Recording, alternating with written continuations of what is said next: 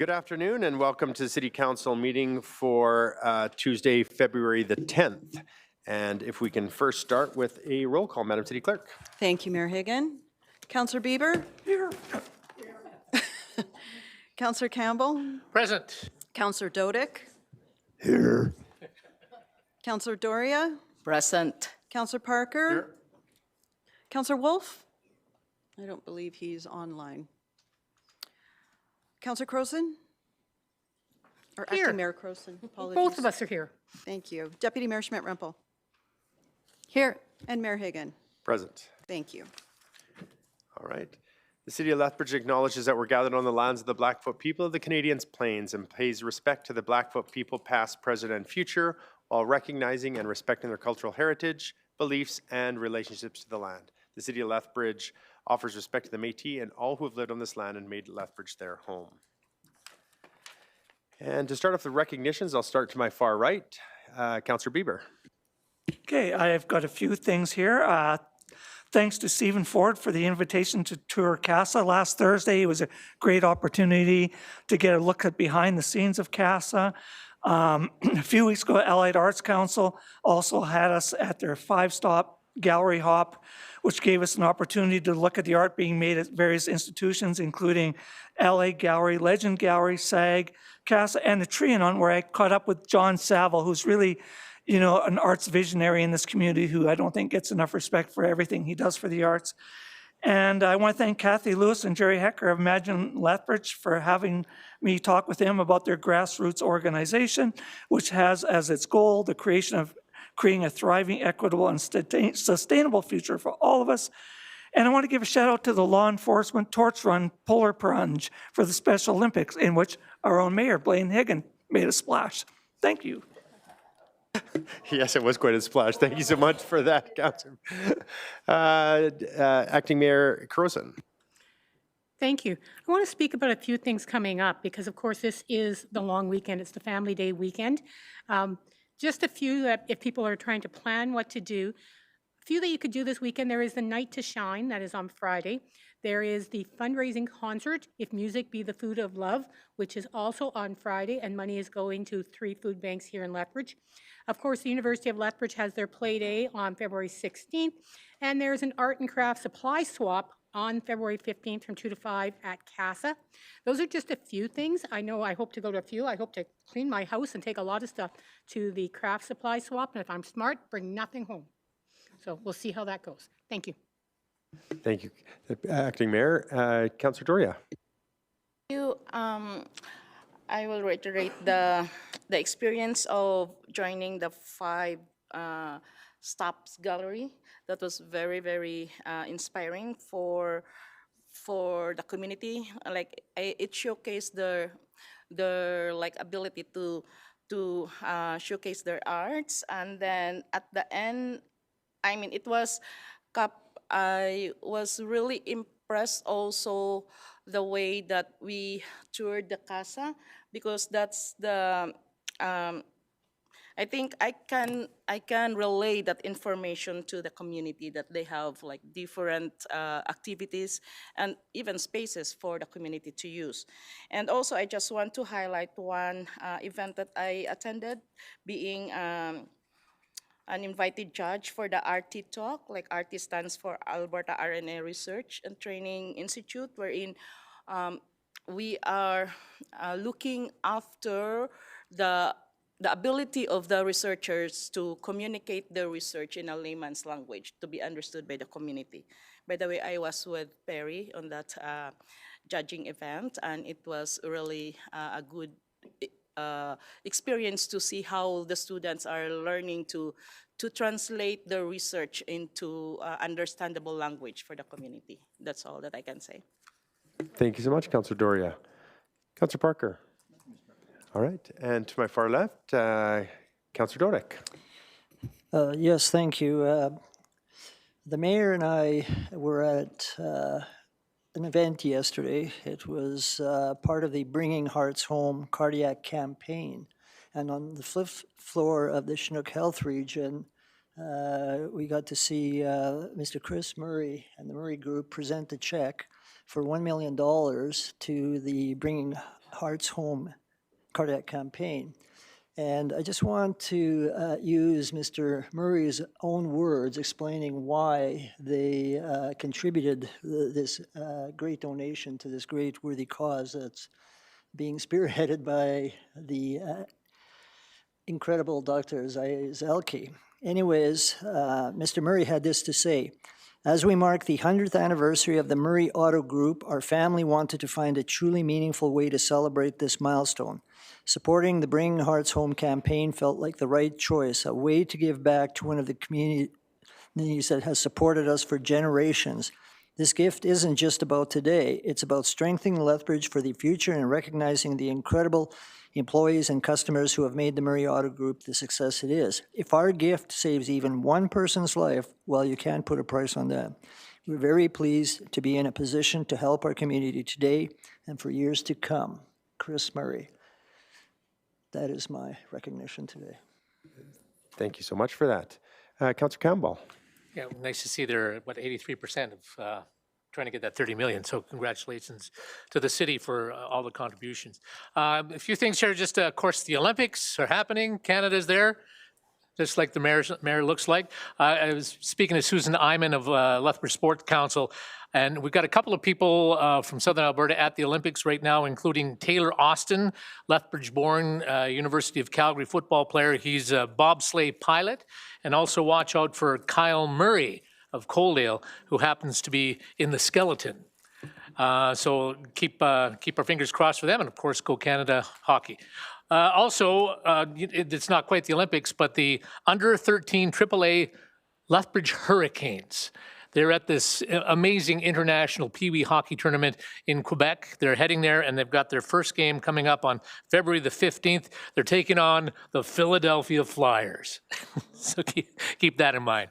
Also, a personal thing, if you got a chance, I'd love for you to come and see New West Theatre's presentation of The Birds and the Bees. It's one of the most performed plays in Canada, written by a Canadian playwright.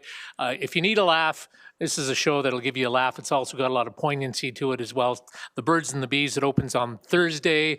Probably should be a little more mature than not, but it's a really funny and I think a play that you'll enjoy. So hopefully you can come and runs for a couple of weeks. Thank you. Thank you. Councillor Schmidt-Rempel, Deputy Mayor. Thank you very much, Mr. Mayor. Reminder about the upcoming Food Banks fundraising concert this Friday night, If Music Be the Food of Love, featuring performances by the University of Lethbridge singers, Aurora Choral, and special musical guest John Ward Hannum. All funds raised go to the local food banks, so I certainly encourage everyone to come out to that. And congratulations to Lethbridge Polytechnic and its partners on the opening of the Southern Alberta Collegiate Institute. That was on Friday, a new learning environment designed to expand access to post-secondary pathways for learners across Southern Alberta. And I certainly encourage everyone to go out and get a look, ask for a tour, see what else they've got going on in that facility, and how it's a different way of learning in Southern Alberta. Thank you. Thank you, Councillor Schmidt-Rempel. And a few things, gosh, many of them have already been chatted about. So many great things happening within our community. I know we have the Soup Kitchen had a rededication of their land with the expansion that they received from support in the community, so they have more place to put the food that they get in on a regular basis from those donors. Polar Bear Plunge, yes, we were freezing for a reason there to raise money for Special Olympics on the weekend. It's exciting to see how many people out there, and it changed the event. It used to be out at Henderson, and it was down in at Festival Square, and it was really neat. There's been nothing but positive feedback being with that move, and so although both locations were great, it's a little bit different feel having it in our downtown. So it was really welcoming to have folks there to be able to shop before and after that event. To Black History Month, tended well shortly after that, after I had warmed up a bit, and was great. It's amazing talking to some of the folks there at the event that I was at, and how one fellow was saying, he says it was, you know, our community has grown. This culture that we've brought to Lethbridge has grown exponentially since even 15 years ago when it was mentioned to me. So it was really exciting to be able to see that, and so to celebrate Black History Month. Habak ala A. Now, is that the way that I put it? I'm going to look over at Councillor Doria, a new restaurant that just opened up, a Filipino restaurant in downtown, and it was actually absolutely amazing. They're so busy. I know that they had mentioned they had ordered some food to last for 4 or 5 days to go through the grand opening, and the first day it was used up. So the community really came out, and if you have the opportunity, it's just down on 3rd Avenue to attend that. It's absolutely amazing. Also, not so much Olympics as my colleague to the left says, but it is pretty exciting. The Birds and the Bee play is opening up, but what he forgot to mention was that he is part of this play. And so to Councillor Campbell, it's going to be exciting. I'm going to be there on the opening night. I don't know how exciting it's going to be. I hope I can walk out with dignity, maybe. But thank you very much for that and the work that you do with. That's at the Sternbale Bennett Theatre on behalf of New West. So it's going to be exciting to attend. And last but not least, congratulations to all of our athletes that are attending the Olympics. It's really amazing how team sport and sport in general brings communities together. And right now, more so than ever, we're seeing what's going around in the world is to be able to have that opportunity to stand strong as Canadians and proud Canadians as we watch our Olympians do their work and hopefully continue to bring home the medals that they've done over the past. But if they don't, they're still considered Olympians in the work that they do. And so to get to that level is absolutely amazing. So with that, we'll move on to the agenda. From Acting Mayor Crowson, adoption of agenda. Be it resolved, the agenda of the regular meeting of City Council on February 10th, 2026 be adopted as presented. And do we have anything to add, Madam City Clerk? Yes, Mayor Hagan, we have one item to add to today's agenda. It is a closed item. It is entitled Intergovernmental Relations Matter, verbal, and that's confidential as per Section 26 of the Access to Information Act, and it will be 14.2. Thank you. And with that, Councillor Crow, if there's no questions from my colleagues, Councillor Crowson? I move we adopt this as amended. Question called. Question been called. All in favor? And that is unanimous. Thank you.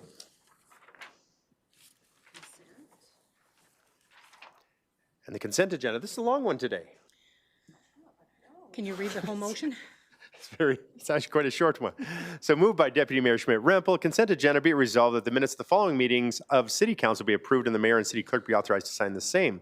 January 20th, 2026, and further be resolved the City Council receive for information the status of direct resolutions for February 10th, 2026 with the following amendments. The Council defer the date of return for bylaw 4890, Galt Museum and Archives bylaw to the April 30th, 2026 Governance Standing Policy Committee meeting from the February 26, 2026 Governance Standing Policy Committee, and that Council defer the date of return for surplus city-owned property to a Q3 2026 meeting of the Economic and Finance Standing Policy Committee from a Q2 2026 Economic and Finance Standing Policy Committee.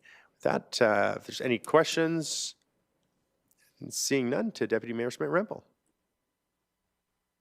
Thank you, Mr. Mayor. I actually do have one question. Mr. City Manager, to you or your designate, help me understand the rationale for these two deferrals, please.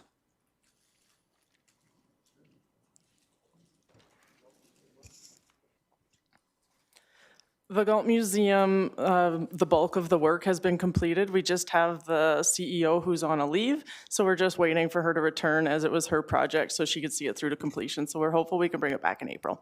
Okay. And then For the other one, the work is underway, but it's not anticipated to be done and able to be presented before Q3. okay, thank you very much. And I will call for the vote. All right, question's been called. All in favor? And that too is unanimous. Thank you.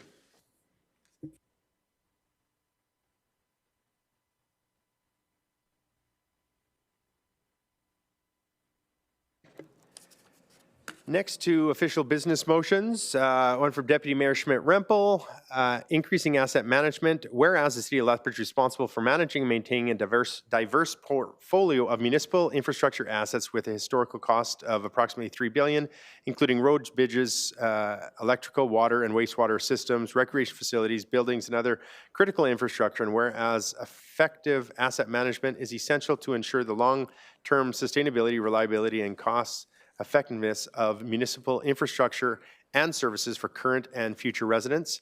And whereas the Government of Alberta, through various grant programs, including the Local Government Fiscal Framework, the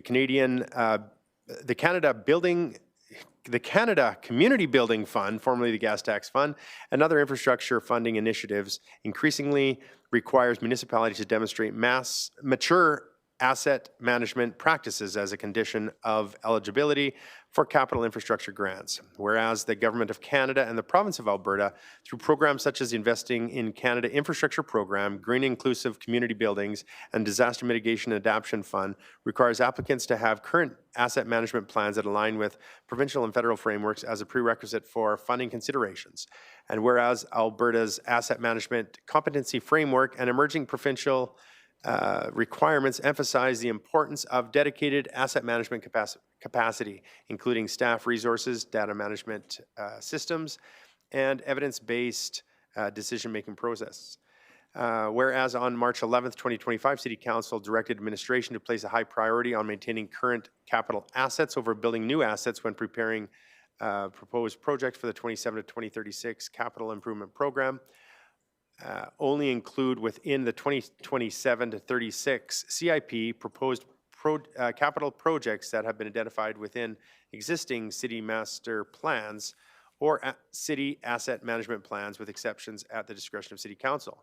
Whereas municipalities' robust asset management programs and dedicated staff are better positioned to successfully compete for federal and provincial infrastructure funding, demonstrate fiscal responsibility and long-term planning capacity to grant administrators, meet application requirements, include life cycle costs, analysis, risk assessments, and levels of service determinations, comply with reporting and accountability requirements attached to grant funding, and whereas asset management plans and programs allow municipalities to be fiscally responsible by properly maintaining their assets and minimizing the probability of catastrophic failures that could result in unforeseen expenses, therefore reducing unnecessary costs and making better use of municipal funds.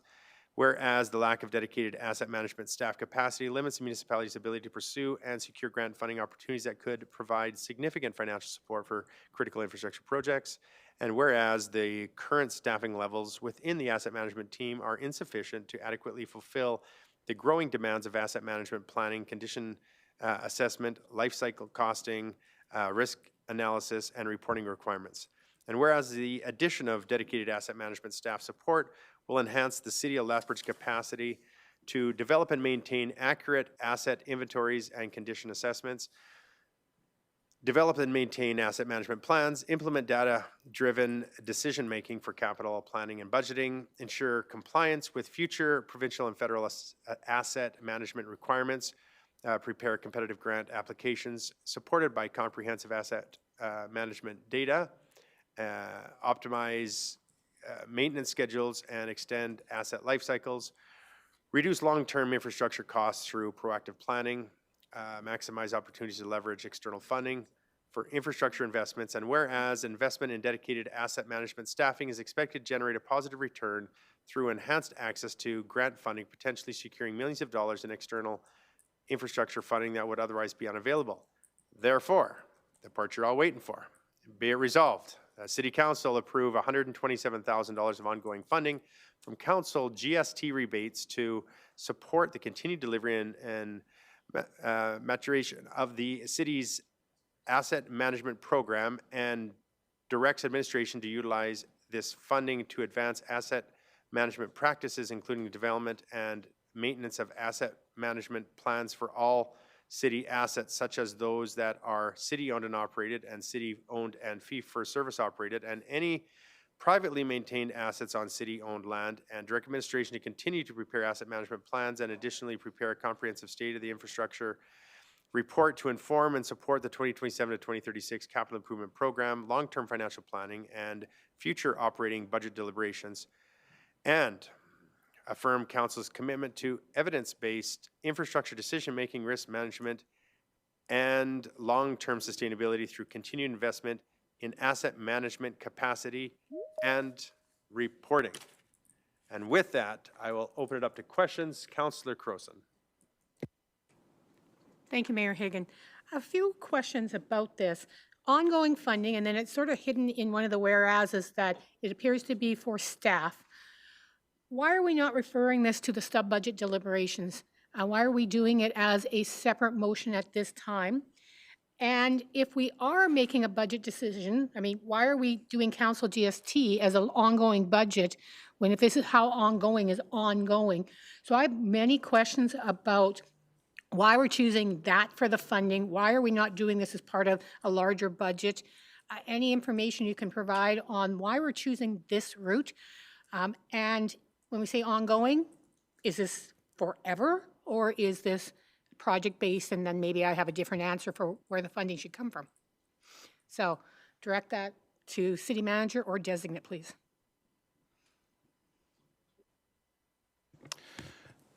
Thank you, Mayor Higgin, to Councillor Crowson. On this one aspect of it, on the timing of the OBM, I'll also defer to the councillor who brought the motion forward on that piece as well. So going through some of the questions here on it, this actual OBM, one of the reasons why I think it was brought forward is because of the nature of the number of asset management plans that the group is trying to bring forward. I think as we were walking through orientation, it was brought up that to council that as we work with the plans, we won't be able to go through all the plans prior to obviously the end of this business cycle with the existing forces that we have on this, and also that the plans in itself are needing to be updated along the journey, and some of that wouldn't be able to be done. But I probably should turn it over to the actual motion owner to be able to bring forward their thoughts on that. Thank you very much, and thank you very much for the question. Yes to what Mr. Matthews said. What we've got is we've got a number of asset management plans that are currently underway in the pipeline, and the timing around this OBM really does help us inform that stub budget. It helps us inform that CIP. It's going to help us make data-driven decisions on some of these other budget discussions we're going to have as we move forward. Whether we decide to turn it into a long-term or ongoing, that's something we can certainly discuss when we move into the next budget cycle. But right now, without having this work done, and I worked with staff on this, without having this work done and getting it prepared to getting these asset management plans to come forward, at least come the fall CIP, we won't be able to make the decisions that we need to make, or we won't be able to make good decisions. We need the data that these asset management plans are going to formulate to make good decisions around what we can do moving CIP projects forward.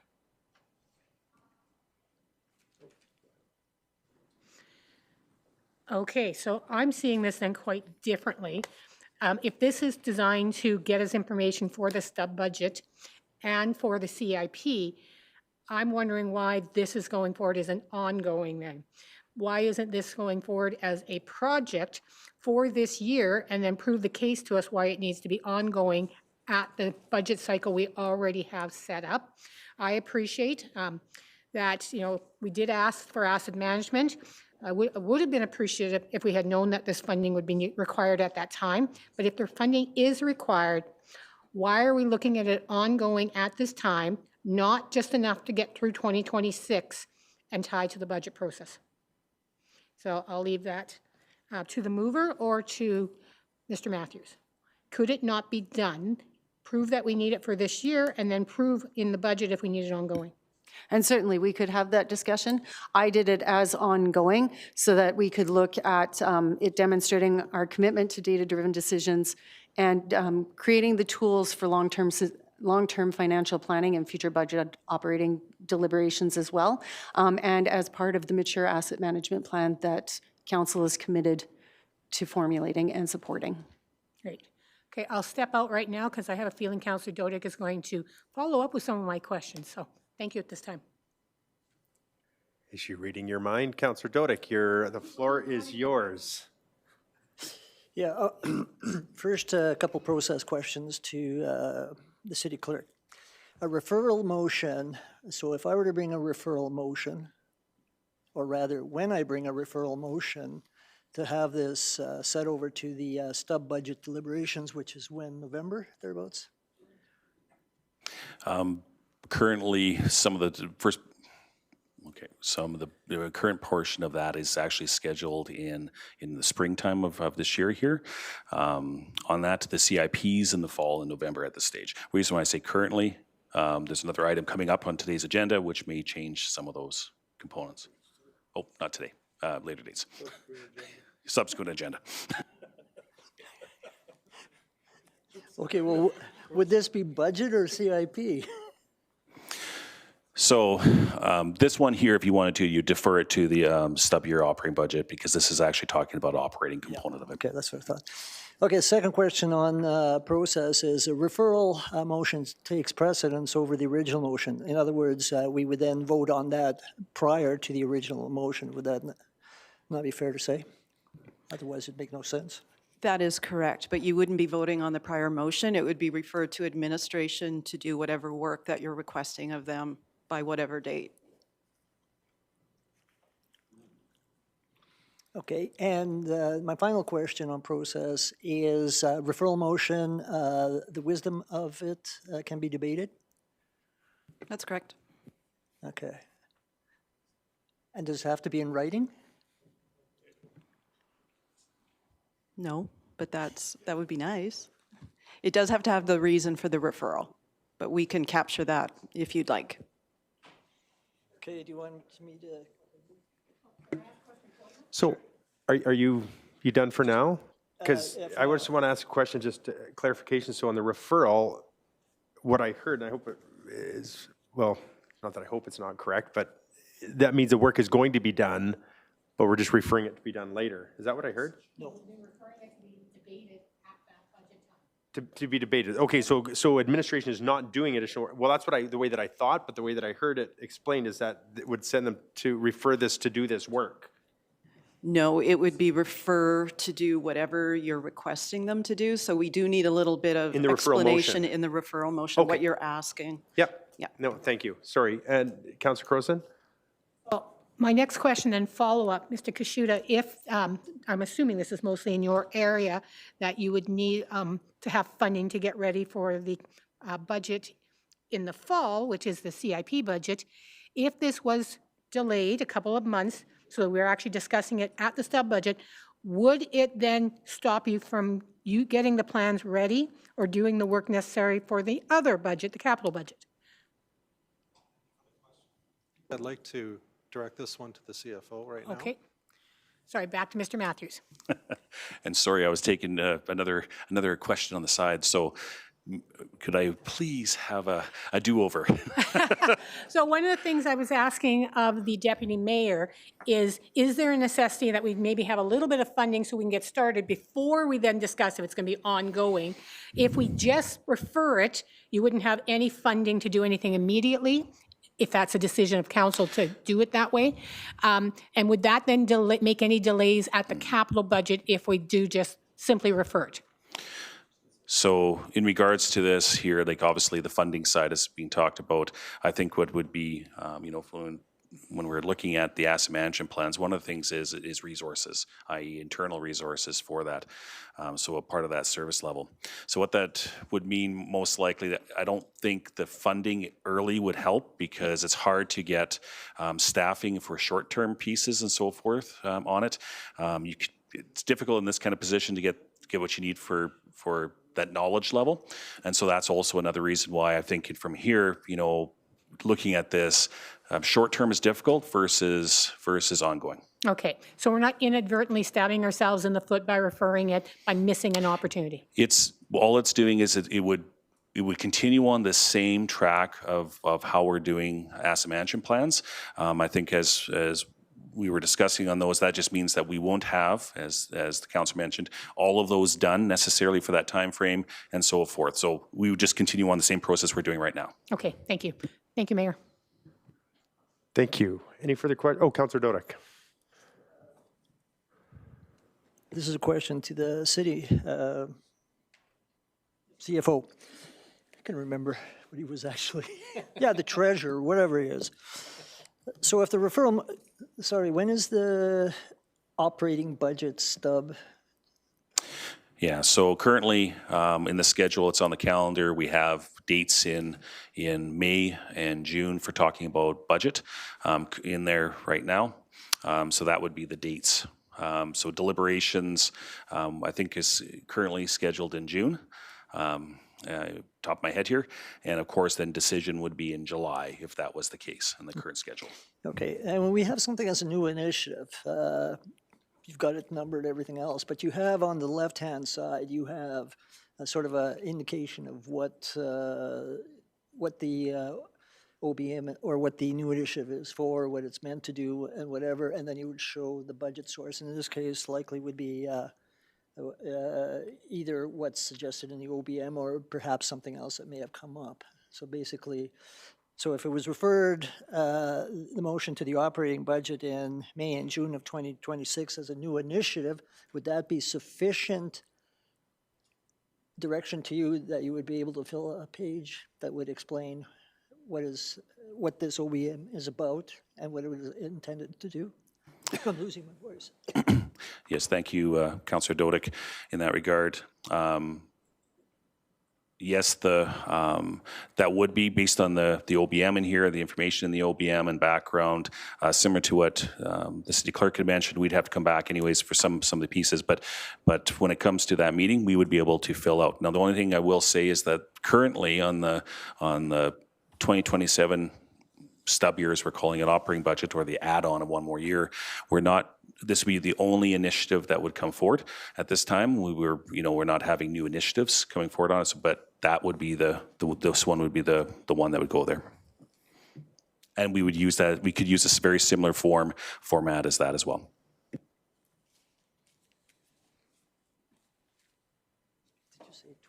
Councillor Dodick, you're still... Yeah. Oh, you're done? Okay, thank you. All right, Councillor Schmidt-Rempel. Thank you very much. And Mr. Matthews, to clarify then, in your response to Councillor Crowson, we would still, if, as I'm hearing, it looks like this might be a referral motion, we would still be able to prepare an asset management plan and the comprehensive state of infrastructure report by the CIP date if we were to refer this to the stub year deliberations, because that is really what we need, is that state of infrastructure report to inform and support that 2027-2036 capital improvement program of critical infrastructure needs that staff are going to be bringing forward in November. So thank you, Councillor Schmidt-Rempel. No, what I mean by carrying on with our existing would be we wouldn't provide that level of information because we wouldn't have enough resources to get there. There's a tremendous amount of work, and I think as well too as the other piece that as we go through it, it's part of that is also updating the existing plans we've already brought forward because as they go along as well too. So some of those plans wouldn't be updated as well. We would continue down the path, which means we'd have some of that information there, but not all of those information that would come forward. Okay, so to confirm, approving this today would mean we would have all of that data-driven information for that 2027-2036 capital improvement program. So what this would do would pull forward that information so we could do it faster, so we could have that information there. And Mr. Stevenson's here as well too, if he would like to have further depth on that as well. Yeah, actually, I would, if Mr. Stevenson would like to come up, because I do see you two exchanging nods back and forth, if Mr. Stevenson wouldn't mind coming up to speak to that.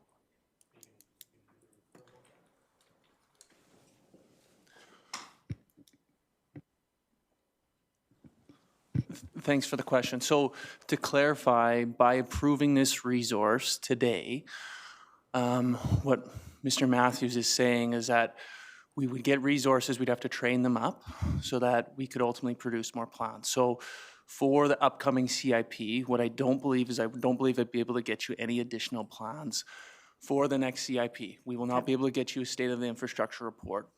By approving this initiative today or to the stub, if we choose to defer to the stub year, what this will give me is more resources to pump out all of the plans for the entire city of Lethbridge so that I can provide you that state of the infrastructure report for the next CIP. So what I'm finding is a lot of these plans are taking significant time to develop. In many instances, they're the first origin plans that we've done for some of these departments.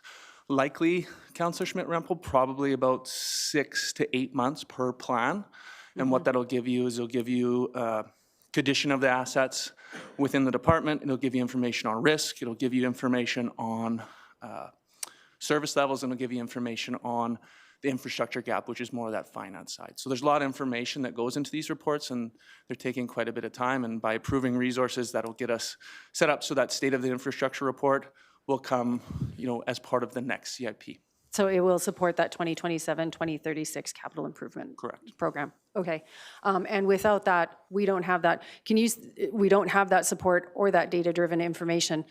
Can you speak to the cost around not having that information as opposed to having that information, and what that potentially means, particularly if we don't have data around critical infrastructure and what could fail? Yeah, so what this comes down to is making, like you said, informed decision-making. So when you're making a capital decision, I believe you want a lot of this information in front of you to make, that informed decision-making that gives you information to ensure that you're getting the return on your investment on a lot of these assets. So when you're talking about cost efficiencies and things like that, a lot of it comes down to risk. So, what we don't want is we don't want catastrophic failures to happen. But, of course they do. And asset management will help mitigate that risk so that, we of course limit the probability of those types of failures. Okay. Thank you very much. Yeah. It's just some question that I have, because I'm well, when I asked the question here, the inquiry here some weeks back to city manager, it was about what had happened with our neighbors north. So I'm talking about some critical infrastructure and the pipe burst, et cetera. And my question to administration, because I was seeing fingers pointing at administration through what happened in Calgary, as well as fingers being pointed to council. I didn't want to, I thought it was important that council makes a decision. If we had to do something, we need to do something fairly quickly if we didn't want to have any concern. As far as looking into what we've got, checking out our infrastructure, making sure that it is safe. Because, let's face it, you put $10 million in and have somebody bring back a report in 4 days, it's just more money. What I got back at that time is that we are looking into that from our infrastructure side, that it is that direction has already been there. Do you find that if we do not support these dollars, that we're actually could have an issue like greater than what I'm getting concerned here? Like, I'm getting scared that what we're being told is that this is very concerning, and I'm concerned that it's the words that are coming out. We're looking at this infrastructure, are we not? And how are things with that?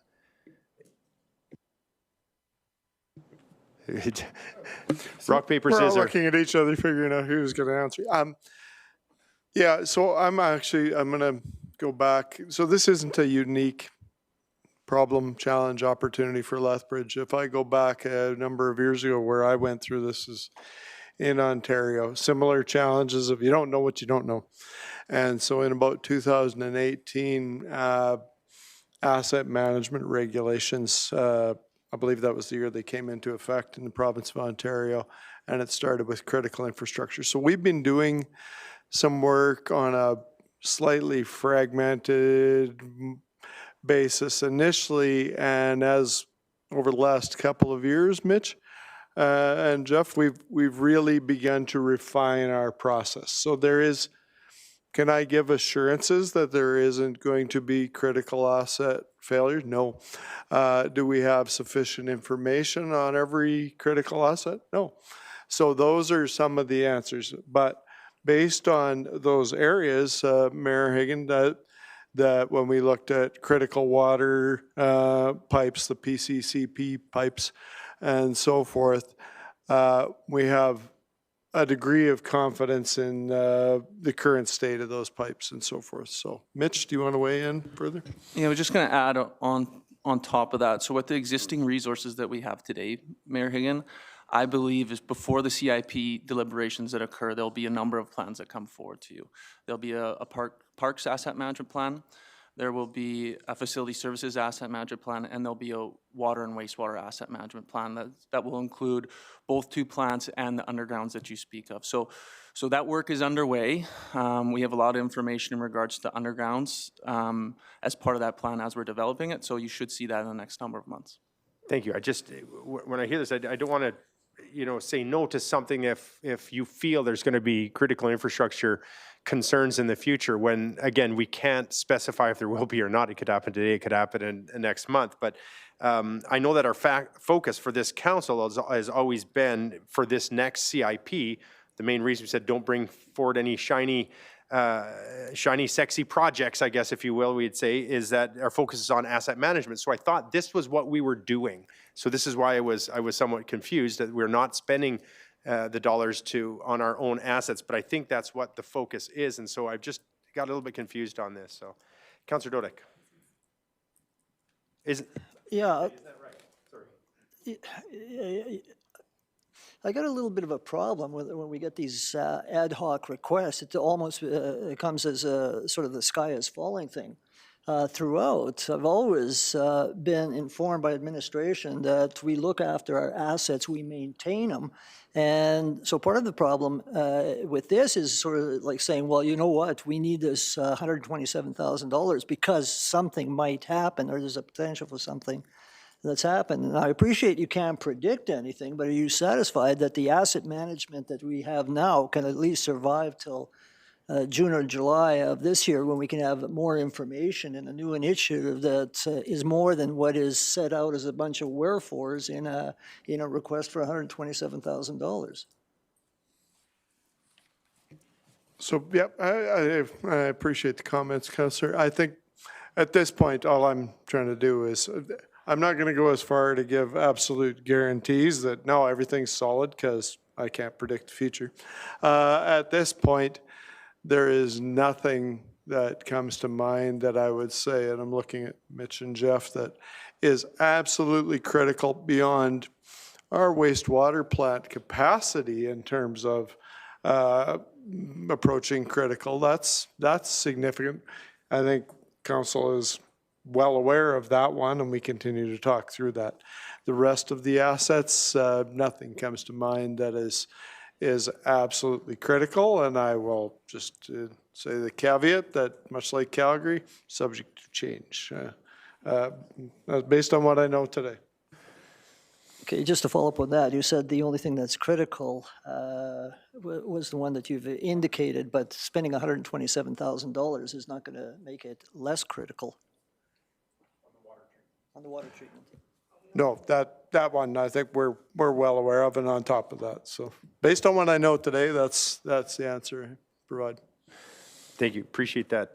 Councillor Schmidt-Rempel. And as a statement to add to both the city manager and Mr. Stevenson, part of me bringing this forward was to help us prioritize those plans as they come forward in the CIP deliberation. So right now, Mr. Sanchez did provide me with some information that according to the 2025 maturity assessment, the city currently scores at a level 2 or 3 on the FCS asset management readiness scale. With strengths in budgeting, fiscal planning, and cross-functional teams, while continuing to develop standardized asset management plans and performance metrics.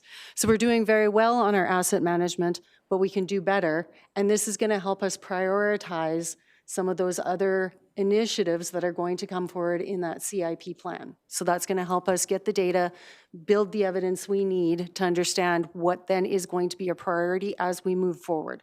Certainly, we recognize what we need to do and that we have critical infrastructure that needs to be supported, but as part of council's commitment to recommit our priority to maintaining capital assets, this helps us get that data to move that forward and mature in our asset management plans.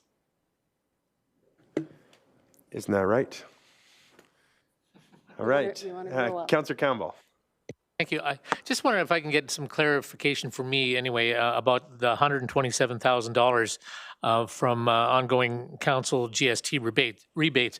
Is that a fixed number that we always have? Is that a number that was just, where does that 127 come from? If we don't use it, where does it go? What bucket is it from, to, and so forth? Thank you, Councillor Campbell, in that regard. The $127,000 figure is the cost from the resolution of what it would be for that level of a resource component of that. The component that I think that you're referring to is the funding source of the council GST component of there. So council GST, as we classify that for a number of years, I'm just trying to get my mouse to work here so I get the numbers here. Anyway, so the council GST, how it works in here, many years ago when the federal government gave back 100% of all the amount of money we pay for GST back to municipalities, there was a difference between what we didn't get back in the past versus what we got when we got 100%. At that time, council made the decision to put that money aside, whatever we get, and put it into what's classified as council GST. And it funds a number of different things in the operating budget, including existingly already some of the work inside of the asset management area, including the capital asset plan register, the capital asset management maintenance fees come out of that fund ongoing every year. It also funds the community capital grant program. Inside of there. So that grant program, those are where the funds come from that. The $127,000, at this stage, nothing would come out unless council made a motion towards it, or if it comes back the next period. So that would just remain in that funding. That would be another funding source along the way to be using. But there is sufficient funding inside of there for ongoing funding more towards the asset management program, which is exactly where initially the asset management program was started being funded from back in, I believe it was 2007. Do we know how much is in that right now? Yeah, so right now, for one time, there's 6.7 million inside of that fund, keeping in mind that there's still another 1.1 million coming out this year. And then some of that is one-time money. So there's funding there that we can use for operating components. Now, keeping in mind that those things typically come in and during the 4-year operating budget, and we take a look at it. And we did raise up some of the funding for the actual community capital grant program was increased based on that from last budget cycle. And is that money given out based on criteria? For the community capital grant program, yes. Yeah, okay. So they have to apply. That's a whole program that applies through our community services area, and they from those are typically used for matching components, that grant. But the funding source here, that's a little bit different. That's ultimately funding that. Those funds are there. Some of it is there's some one-time funding we can talk about as we go along, and then there's also potentially long-term funding we can talk about as well too. Thank you. Thanks, Mr. Mayor. Thank you, Councillor Dodick. Yes, I'd like to make a referral motion. The referral motion would be to refer the OBM to the operating budget in May and June of 2026 as a new initiative for consideration. All right, referral is on the table. Is there any questions on this referral?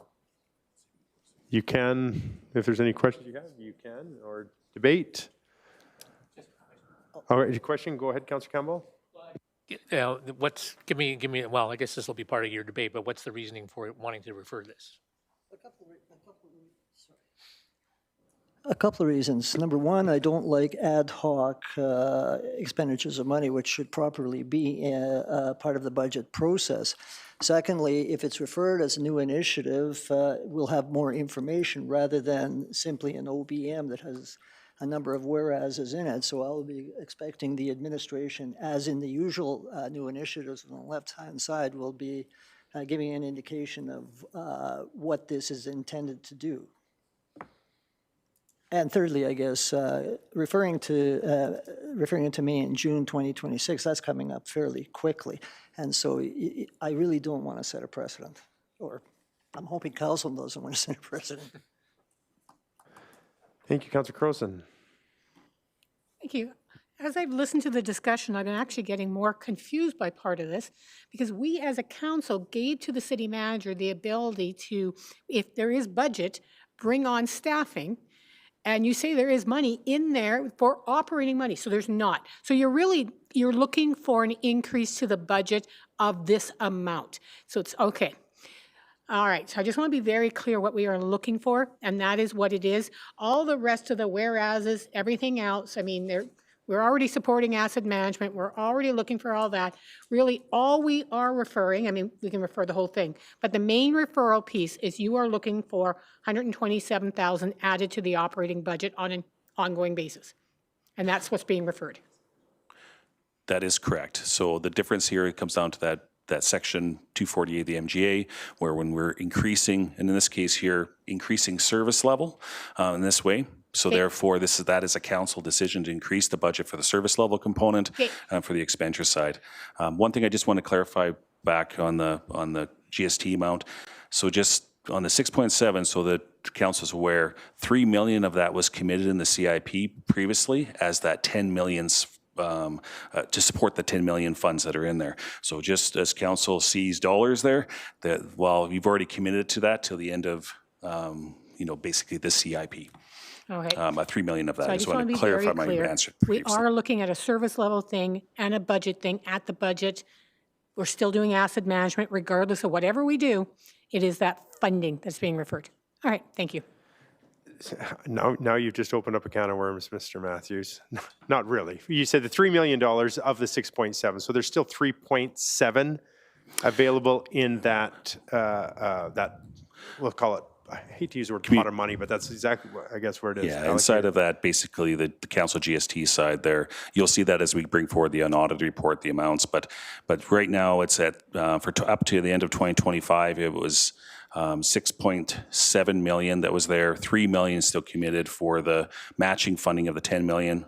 Would leave 3.7 of one-time money there. 3.7 one time. Yeah. And I know we're going to get these questions out there. We're seeing council's GST. Council doesn't spend that money to get a GST credit back of $6.7 million. No, I can only imagine out there someone may be asking, how is council's GST up to $6.7 million? No.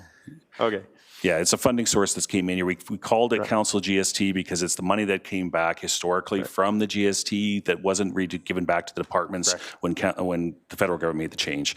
Really, it is council's, another funding piece for council to fund certain projects. Yeah. No, thank you for that context. Appreciate it, Mr. Matthews. Councillor Doria. Just a clarification. I just want to know, what was the basis of this 127,000 when in fact you mentioned another amount, there is a 3 million. So what is the basis for this 127,000 asking? And then also I just want to know is it part of your, because it is here in the whereas that we can continue to do, the service because we need more staffing to meet these services that we required for the asset management. Thank you, Councillor Doria. So first, the 127,000, that is the service level increase or the resource we need, all intents and purposes, staffing that we would need to actually to speed up the process of the work. On asset management plan, obviously a lot of it is done by obviously professional individuals that have a lot of experience in asset management and maintenance, and that's basically the resourcing costs for position, including other pieces that computers and everything that position would need. When in regard to your latter part here on the other components, that's the funding source component of it. Just be clarifying where the 127 would come from. Did that answer your question? Yeah, thank you. All right. I see no further questions to the open debate. Deputy Mayor? No, this is This is for Councillor Yeah, Dodek. sorry, yeah, so this is now a referral. This is No further Councillor Dodek. questions for referral? Councillor Dodek to open your debate, my apologies. Sure. Just remember that this resolution, if passed, approves $127,000 on an ongoing basis. So it does have a tax pressure, and it will show up as a tax pressure. But this is a budget item that should be deliberated as a budget item, but not as an ad hoc item. I think, as we know, that asset management is going on, and I think we can wait till May, June 2026 to deal with this in the proper manner. So I would ask for council support on the referral motion. All right, Councillor Schmidt-Rempel? Thank you very much. And, you know, I certainly appreciate the desire to leave this until May or June.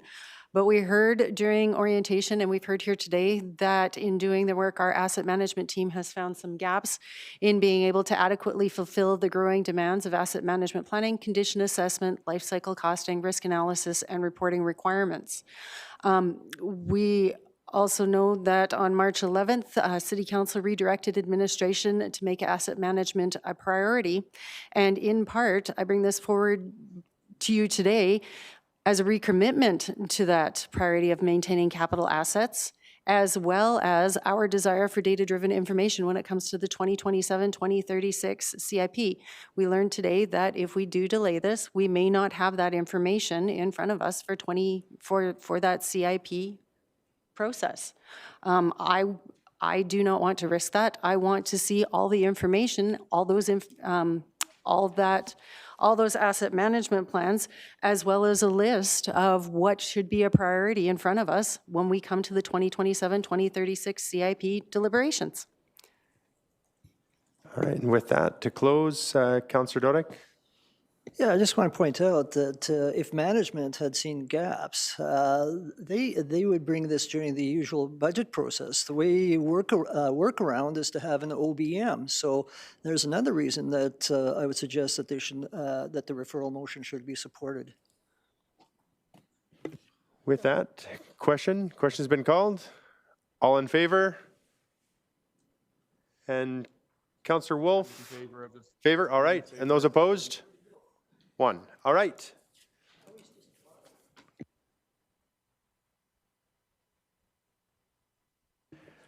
All right, next, moved by Councillor Parker, Bylaw 6518, Procedure Bylaw Amendment for a second reading.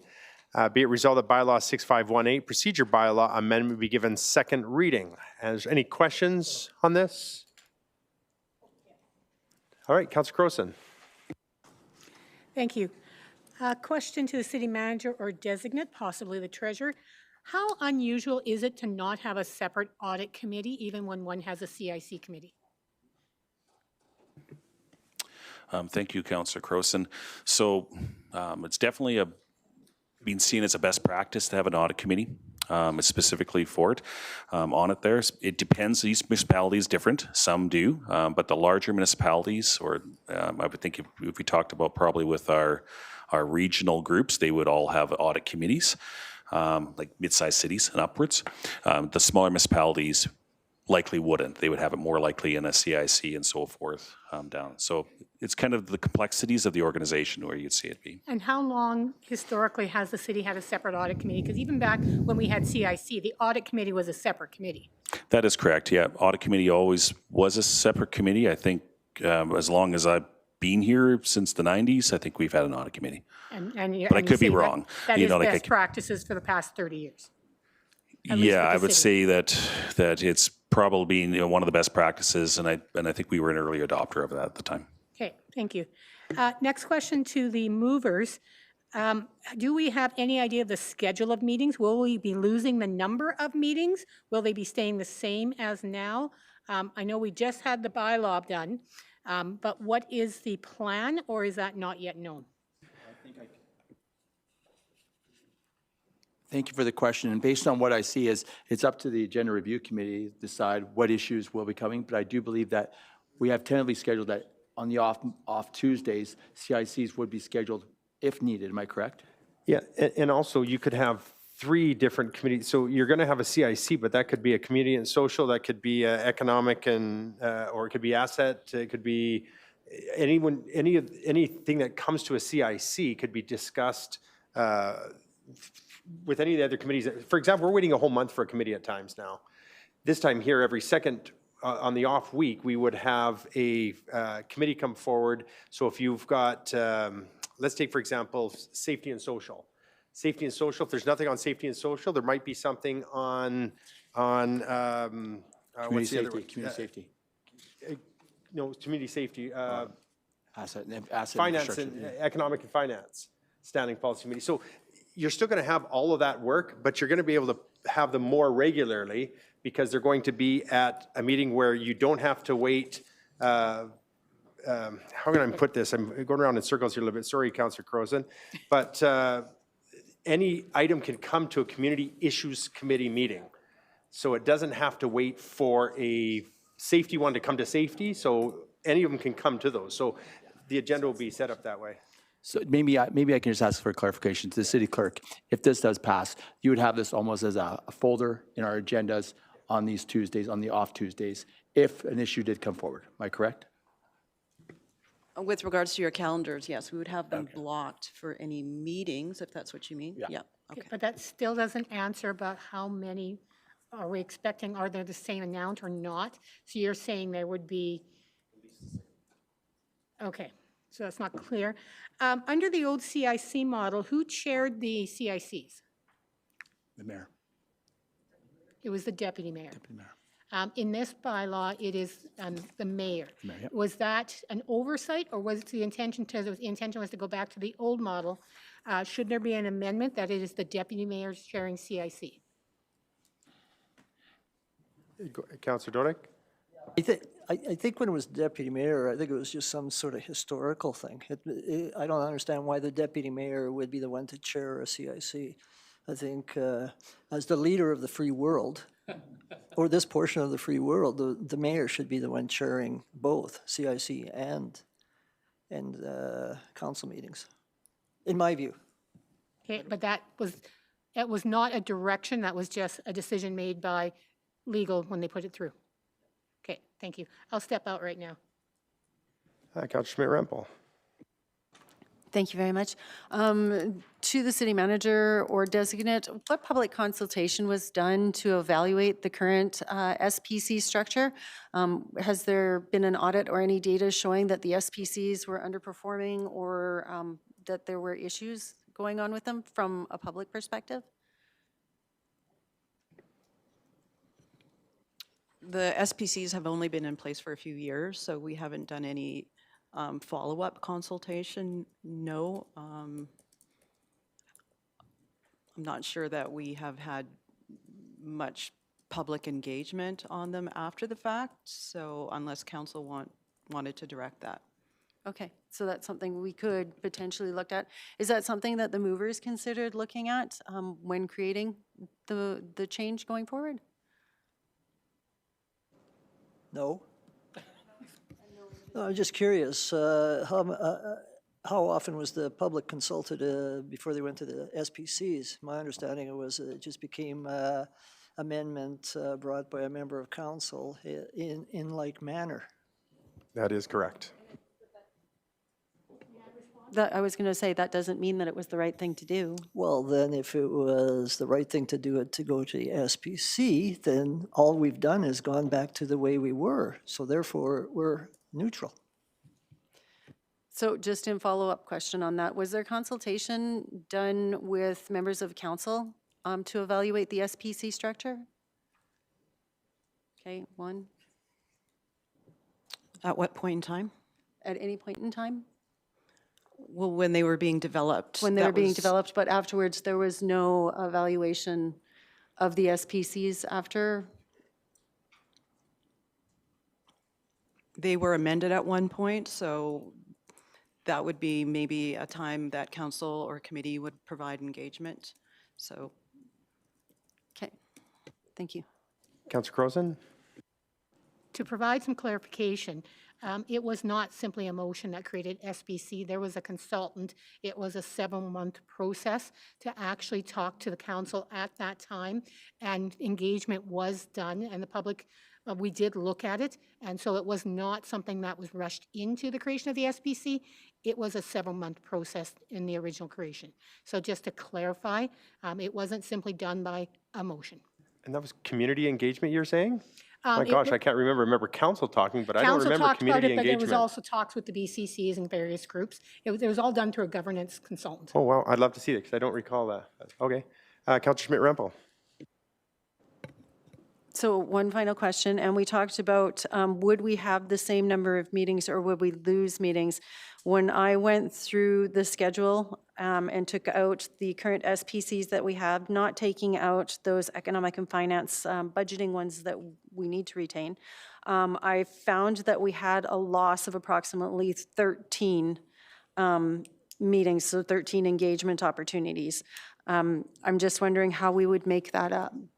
Because the CICs could have 3 SPCs on one particular day. So for example, if you're having a safety and social item come forward, if you're having an asset and infrastructure coming forward, that could be on one day. Right now, if nothing happens on asset and infrastructure SPC, the day disappears. Now you could actually have 2 or 3 on one of the days, so you'll actually have the same, if not more than what we have items come forward that are going to be asset management, asset and infrastructure, you could have economic and finance, you could have safety and social, could all come on the one day. So they'd be themed? Right now, they'd have to go to their own day. So they'd be themed CICs? Yeah, absolutely. Okay, then I would see that. I would look to my colleagues. Then, I was going to say, Well- then following up on that, why not reform the SPCs to make them committees of the whole so that everybody's able to participate instead of reverting to the CIC process if we're still going to maintain the same number of SPCs? I'm going to go back to SPC. They're not, let me rephrase that. See, they're not themed SPCs. So what I'm saying themed, I thought topics. You're going to have different topics throughout that CIC. But that is it. You're not going to have a, it's going to be themed as finance committee theme. That's going to be part of the CIC. I'll step out for now. All right, Councilor Crowson? Respectfully, that's not what the bylaw says that we're voting on. And so I think every one of us has a different idea of what the CIC will look like based on our reading of the bylaw at this point. So I've actually become so much more confused right now as I'm getting answers to questions. Is there a way, because I get it, you want the SPCs gone, but is there a way that we can make this a whole lot better with another mechanism to make it better? Can we sit down before we pass the bylaw or look to pass the bylaw and actually see a draft calendar, actually see a draft agenda for what the CIC will look like? Can we create those things in advance so that we're all on the same page? Because right now, I'm so much more confused than I was before I walked into this meeting.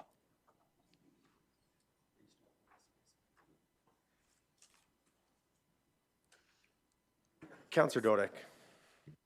Yeah, as one of the movers of this, I don't see where the confusion comes in. I think the confusion was when we had SPCs, and it confused the public when we had 4 members of council referring something to council. This process means that any item, and we'll use an example.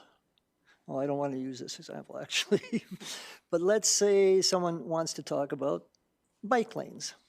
Okay, so I can't remember which SPC would deal with that. But instead of having to go on the agenda for assets and safety or whatever the SPC was, it now goes on the agenda for the CIC. So picture it talking about bike lanes, item number 1. Someone else comes in and says, you know what, I want to talk about, okay, let's do chickens, why not? It says, I want to talk about chickens, item number 2, chickens, and so on. So you can have in the CIC an amalgam of the issues that would have been held by the SPCs as they were previously constituted. So nothing is taken away, nothing is added, everyone's got the main difference is that all members of council hear the same information and don't have to refer it to council to go through it all over again in some cases. Thank you for saying what was in my mind. Apologies for confusing you so much, Councillor Croson, if that was the case. Councillor Schmidt-Rempel. So then, kind of taking a look at that, ensuring that we are protecting the public input. How far out will people need to submit their information, and what would dates and deadlines look like for organizations or individuals to submit their information to a CIC? Madam City Clerk. Based on the procedure bylaw, I see the deadlines the same as they are. I think we require public submissions like at least the Friday before, just like council, before the ARC. Okay. So it tightens up the deadline then? It doesn't? No, I'm thinking if the public wants to submit. They submit the Friday before ARC?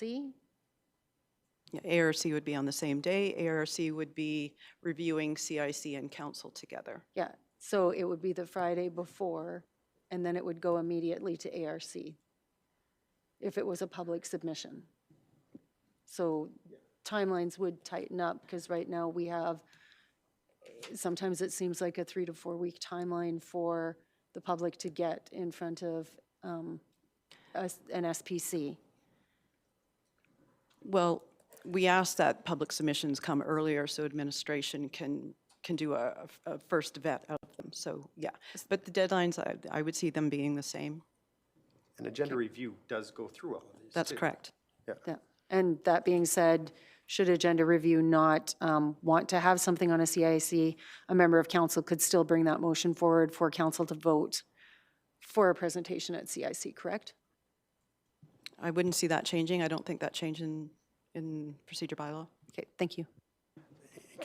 Remember, we're not reinventing anything. This was decades that CICs lasted and worked, just so we know, decades.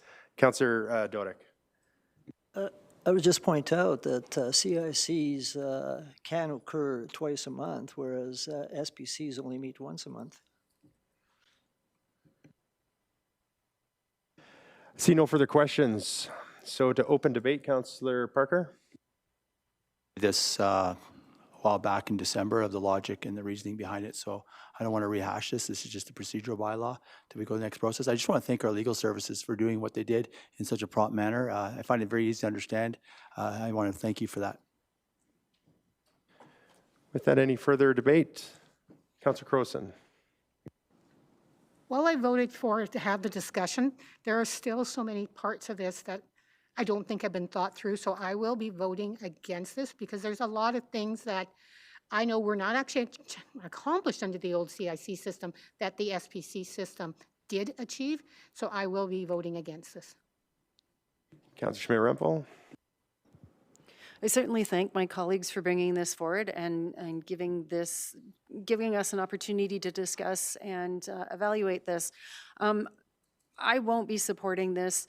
There are still too many questions. I still am not clear that we're going to see the same amount of public engagement opportunities. And I still have too many unanswered questions to be able to support this. Thank you. Thank you, Councillor Bieber. Well, I will be supporting this because I really think it's important for all of us at this chamber to hear every issue that's brought to our attention instead of just members of 4 people. I just think it's more transparent. I think it's more efficient, and it's got my blessing. I too, I like the idea of we campaigned, I know I campaigned on more engagement, more transparency. This will bring that more rather than once a month. People can get in 2 times a month. We'll have the opportunity for folks to be there. And so I think there's, for the reason of being more transparent and more engagement, I will definitely support this. And we'll go back to Councillor Parker. Question? All in favor? Those opposed? Oh, Councillor Wolf, sorry, did you hear me? Are you in favor? I'm in favor, thank you. Yeah. And those opposed? So 2. 7 to 2. That passes. So Campbell and Croson switched. You and Campbell switched. And for a third reading, be it resolved that bylaw 6518, procedure bylaw amendment, be given third reading, and the mayor and city clerk be authorized to sign and seal the same. Councilor Parker? Question. Question been called. All in favor? In favor. In favor. And those opposed? Same. 7 to 2. Passes. Thank you.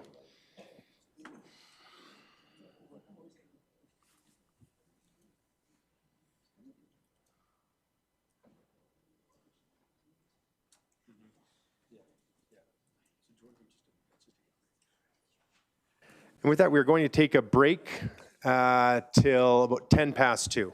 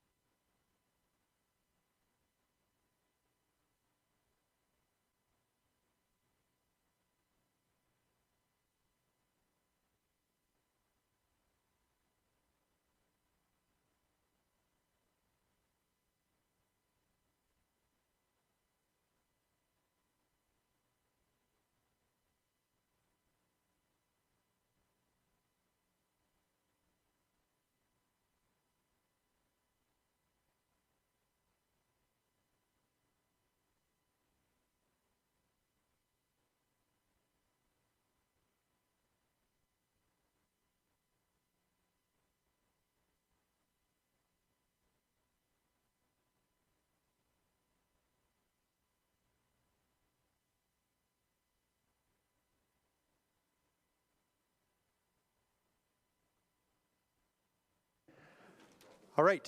Thank you, everyone, for your patience. We'll return back to the council meeting, and I do have a motion arising from Councillor Parker. And the time over to him. This is in regards to the change to the calendar. I correct there, Madam City Clerk, and I think you just have something in regards to, not for the whole year, but for the next 3 months. We have, not on Tuesday. Okay, so if we aren't bringing it up here.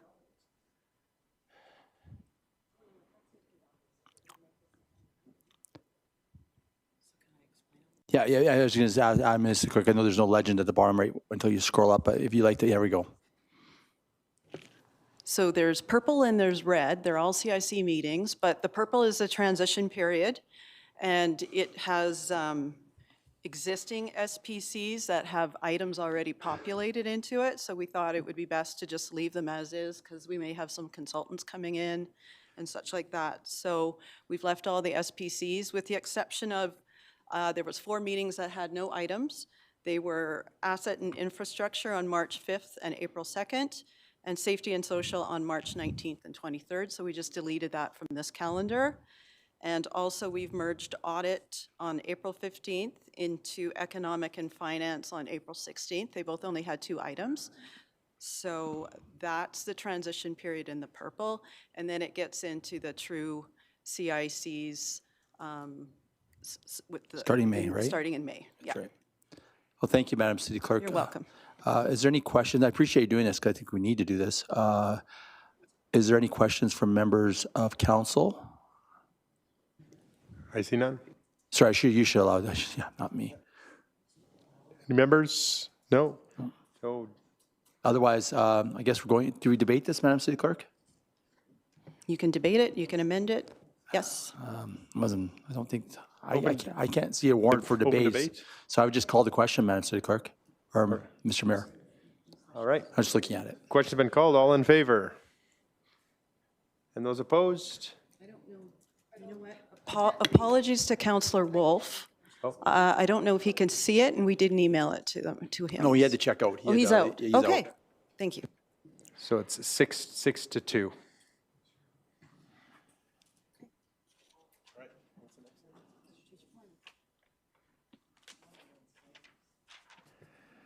I have a motion here from Councillor Campbell, City Council Strategic Planning Process.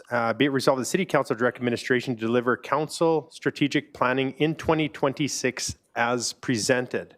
Now, if there's any council members that have questions on this. Councillor Dodick? The location was, did I see correctly, there was proposed Excite? I thought we were talking about Helen Schuler and potentially other places. So why Excite? And why is Excite called Excite?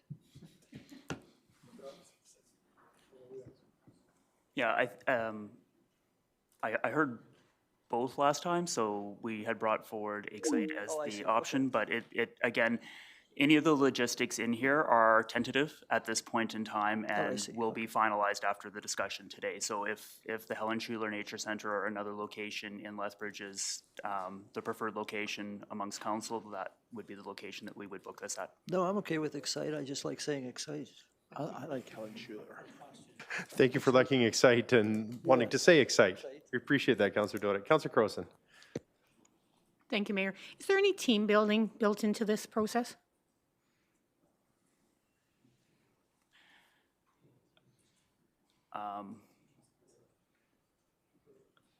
I think, I mean, the 2-day workshop, there will be, you know, the schedule is in the council report, which does have breaks, lunch, breakfast, and things like that. I mean, there are no activities planned for outside of, you know, that 8 to 4 p.m. time. No, I'm not talking that. I am talking the processes that are used to help you understand how the rest of your team thinks, what kind of processes they use. It's the colors, it's different things, there's different ones. Has that been built into this model at all? So anything like And Ms. that. Mitten is mouthing no. Yeah, so what you're describing there, no, is not included in the process today, although if that, again, is the desire of council, that can be incorporated into the process. Okay, thank you, thank you. So saving money on Post-it notes and boards, et cetera. I'll take it from this. No walking around posting, okay. Thank you. Any further questions? If not, to open debate, Councillor Campbell. Well, I think you've seen what's before us. It's our time to do some strategic planning. It's all lined up for us. I think it's pretty self-explanatory unless there's some people want to bring up some questions or debate about it. I think, these were things we discussed. I thought they were brought forward. It's reasonably inexpensive, something we should do. It's we'll all get together and figure this out. All right, I do have continued debate here with Councillor Crowson. I will be voting against this. I like saving money as much as anyone, but sometimes you get what you pay for. And talking to communities that I admire who are doing some phenomenal work, they spent so much time actually working on the team building. They spent so much time taking 9, 7, whatever, diverse people and combining a team so that when they are out in the community, you know that you have a team that you're working with. And the work that they are doing is phenomenal. And sometimes you get what you pay for. So to do this just because we need to do it is one thing. And I admire the people who are a part of this, et cetera. But I would have liked to see a lot more in this, and I can't support this at this time. Councillor Schmidt-Rempel. Thank you very much. So the past couple weeks, I've had the opportunity to work with Alberta municipalities and the initial stages of its strategic planning and learn a little bit more about what the City of Coaldale did with their strategic planning and what the City of Grand Prairie did with their strategic planning, as well as a few others. And that team building and trust building exercise is a key part of that strategic planning. I don't see this in here. Again, I see it as, yes, you get what you pay for, but I don't see that trust building or team building component in here, which I do see now as invaluable. So I will not be supporting this. Well, I want to give some huge shout out to our administration and the work that they do because they are experts and I think we're going to get what we paid for, to be quite honest, because we've got an incredible team of administration here and they're going to be guiding us through some of this through our strat planning. And so I think they're experts and they're professionals in the work that they can do around this particular topic. So I'm looking forward to working with them in this process, and so I will be supporting it. Councillor Dodick.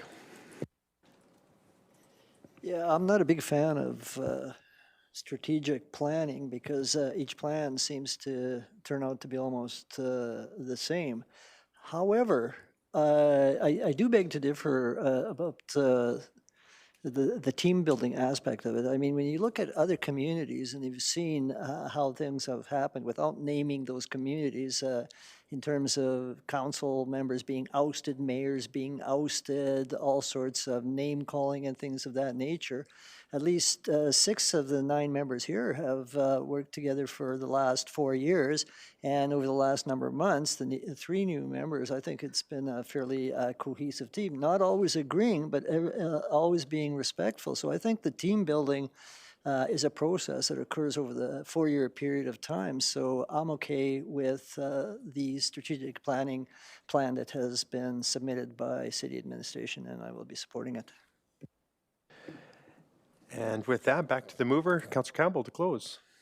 Yeah, again, thanks to the administration for putting this all together. You heard some feedback from the last time we spoke, and I think we are all adults here in the room, and we have some people who are excellent at what they do. We can have some very good discussion amongst where we want to go with this, and I love Excite. It's going to be inexpensive, and I think we will be able to get together, and we will be doing some bonding, and I believe this has been a wonderful council so far this year. So let's do this planning together.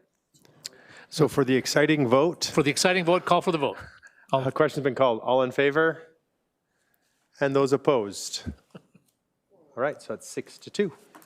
And with one. I couldn't find it on my.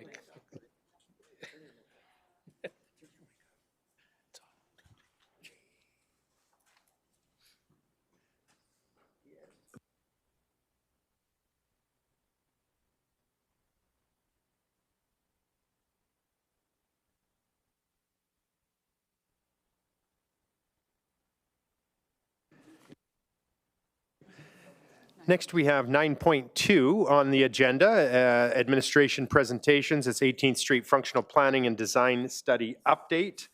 And this is being put on by Mr. Kashuda. So we'll turn the time over to you, Jeff. Floor is yours. All right. Thank you, Mr. Mayor, Council. I'm here today to provide you with an update on the 18th Street Functional Planning and Design Study. I'm close to the mic. Oh, okay. Rookie mistake, sorry. Good afternoon. I'm here to provide you with an update on the 18th Street Functional Planning and Design Study. Our understanding from past discussions with Council is that administration would not initiate further work relating to bike lanes in the downtown. The CIP project that I bring to you today is about the study of creating a bike boulevard along 18th Street. Although this bike boulevard is located outside of the downtown core, I bring this update to you as the recent Get Involved Lethbridge survey pertaining to this specific CIP project has shown strong sentiment against the creation of future bike lanes. Seeing these results and understanding direction not to pursue any further bike lane work related in the downtown, I'd like to further discuss this project. Foremost, if we have misunderstood Council's direction towards not creating any further bike lanes in the city, even outside the downtown core, I do apologize. So with this in mind, I'd like to walk you through some of our recent learnings. So this is also known as CIP C17 in the current 22 to 2031 CIP. It is about the creation of a bike boulevard or bike corridor from 18th Street, approximately 26th Avenue North to Scenic Drive South. Next slide. And from this diagram, you can see the corridor in red on the outside. And what we've done so far is we've just completed stage 1 of the project, and that's the project launch and round 1 of engagement. Next slide. And what was that engagement? Well, we administered a survey from January 16th to February 4th on the Get Involved Lethbridge website. Next slide. And so here's a summary of the findings. Feedback was overwhelmingly negative, with most respondents opposing new cycling or multimodal infrastructure due to concerns about cost, taxes, low perceived demand, and anticipated impacts on driving, parking, and emergency access. A smaller group offered neutral or mixed feedback, generally supporting only targeted low-cost improvements such as better crossings, lighting, or signage. A minority supported the project, highlighting the need for safer active transportation options, improved north-south connectivity, and long-term health and environmental benefits. So for the negative sentiment, many of the respondents viewed the project as an unnecessary expense during a time of rising taxes and household costs, believing funds should go to core infrastructure such as roads, bridges, utilities, or healthcare. Another key theme was that cycling infrastructure is widely seen as a small seasonal portion of the population, with strong skepticism about usage levels and return on investment. Respondents strongly favored maintaining road space, parking, and traffic flow for cars, emergency vehicles, and transit, and fear that bike lanes would reduce efficiency or safety. Another theme was that previous cycling projects are frequently cited as evidence of poor value, low usage, or unintended consequences, shaping opposition to further expansion. There was also a theme, a notable frustration and cynicism towards city decision-making, with perceptions that consultation is performative and outcomes are predetermined.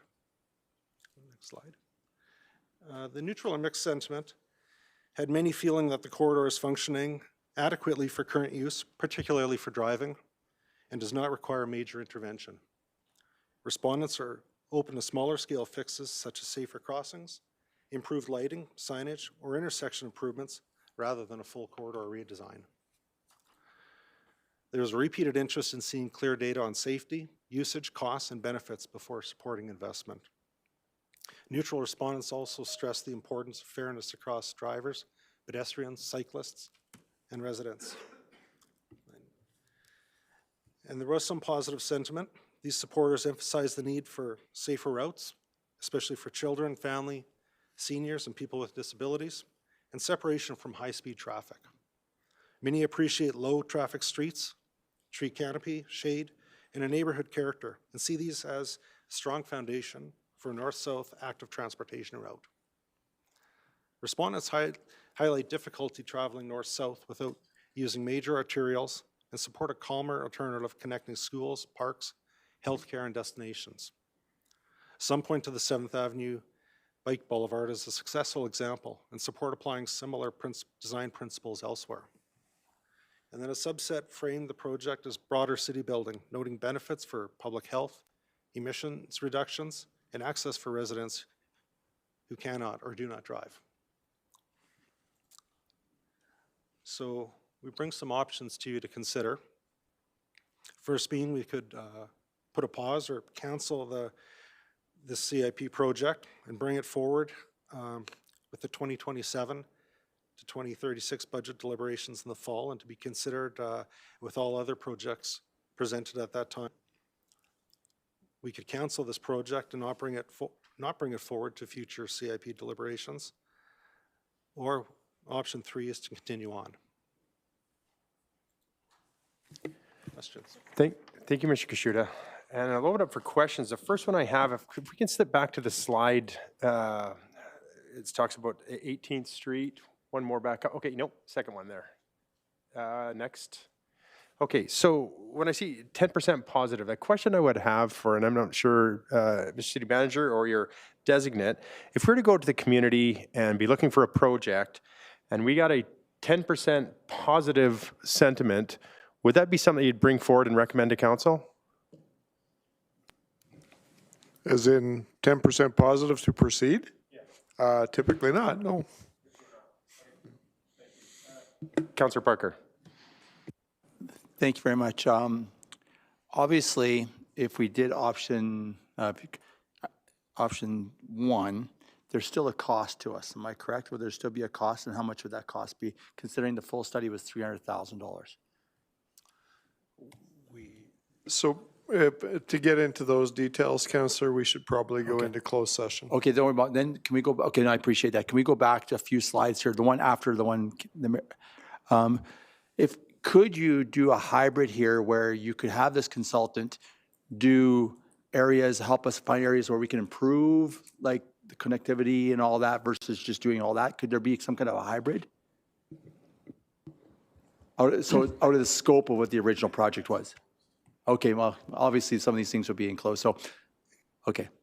But why don't we let the other questions go first, and then if we have to go in camera, we'll go in camera. Thank you. All right, Councillor Dodick. Yeah, other than C17, and it's identified major program upgrade existing system, are there any other projects in the queue, whether it be for planning purposes or actual construction purposes, that deal with bike lanes for the year 2026 or 2027 or 2028? Thank you for the question. No, there's no CIP projects put forth in the upcoming CIP or in 2026 in this CIP. Okay. And there would not be any coming out of this one in the next CIP. So basically, as far as bike lanes are concerned, whatever has been started or whatever has been completed, there's nothing new in the hopper. That's correct. Okay, thank you. Councillor Croson. Thank you for bringing this forward. I have a few questions. You're talking 8th Street on the north side? 18th Street, sorry, yes. Now, when I look on it, I'm trying to figure out why it was originally picked. Is this because it goes past all the schools and that we were hoping to increase biking from students? Is that why it was originally designed or planned? I'll have to take a second to confer on that. Okay.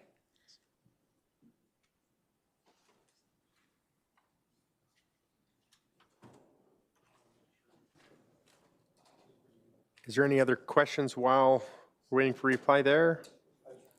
I see no other in the queue. Okay. Sorry, I was just going to respond back. It was initially meant to connect with schools, hospitals, other amenities, and neighborhoods. Okay. And if we do cancel this, have we heard, yes, the public has said this, but was this created originally in consultation with those organizations, the hospitals and those groups?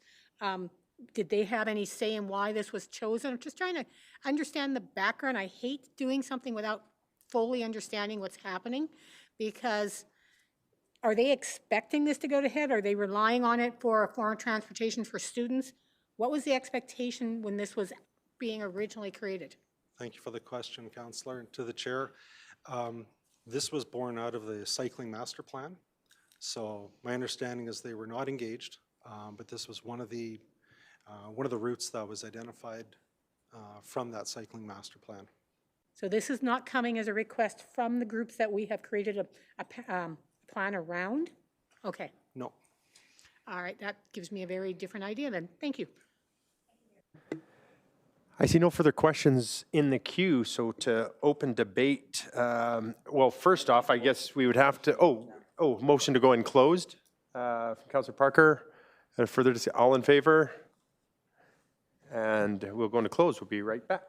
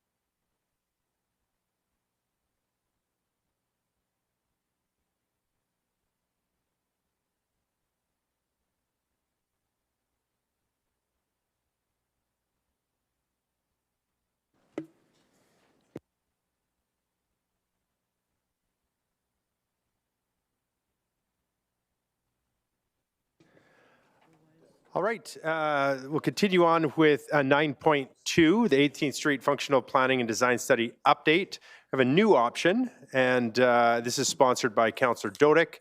And it's be it resolved, the City Council cancel the capital project C17 18th Street Functional Planning and Design Study and do not bring this project to the next CIP deliberations. Number 2, remove from the existing 21 to 26 segments of the 2022 to 2031 capital improvement program cycle any planning, design, construction, and life cycle projects that contain bike lanes on the roads. And number 3, for section C and D of the 27 to 36 capital improvement program budget deliberations, that no future requests for fund for bike lanes will be considered, accepting any bike associated projects on pathways that have been identified as a multi-use pathway.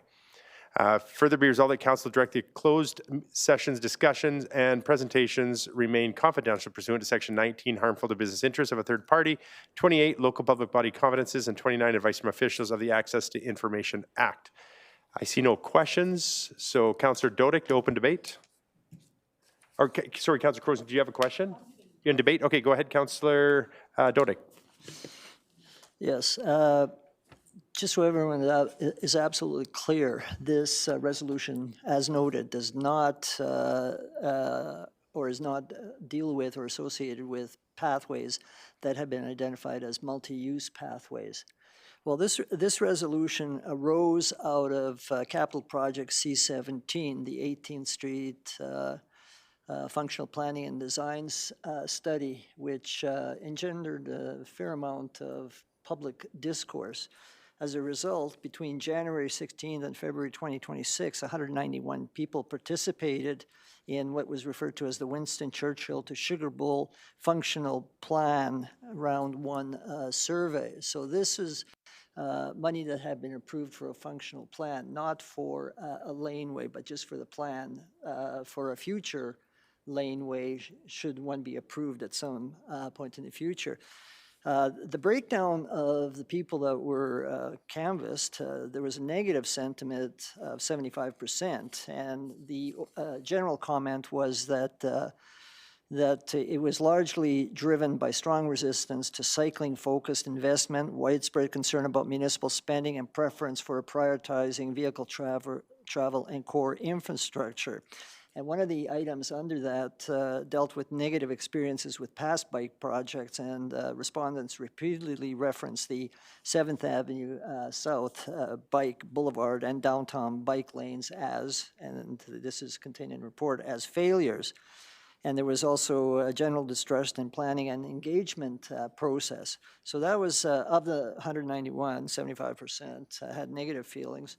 15% had neutral or mixed sentiment, which was described as generally not opposed in principle, but cautious, pragmatic, and unconvinced that major changes are necessary. And the positive sentiment, which was 10%, which supported safer, quieter, and more connected active transportation. So we are always talking about public consultation, and a lot of times we do, we have sometimes people who are allied with a particular project, and they will sometimes fill council chambers, and that seems to be suggestive that that's the majority of people.